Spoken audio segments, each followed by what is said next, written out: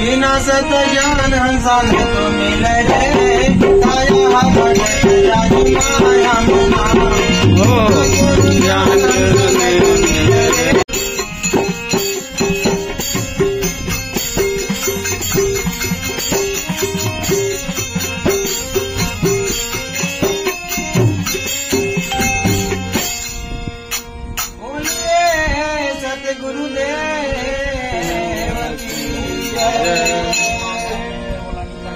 श्री गुरु घासीदास चरण में करो प्रणाम।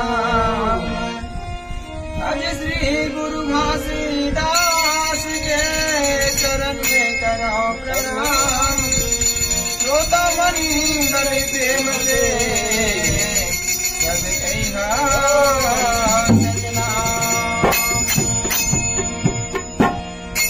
आत्मा माया में रौतिन बसे और मन में महमूदास। आत्मा माया में रौतिन बसे और मन में महमूदास। स्वाद में सबुरा आता बसे घट में घट में घासीदास होते हैं सकल कार्य की छय। होते हैं सकल कार्य की छय।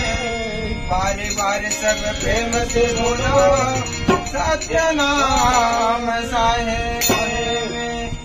बोलिए सतगुरु देव की जय।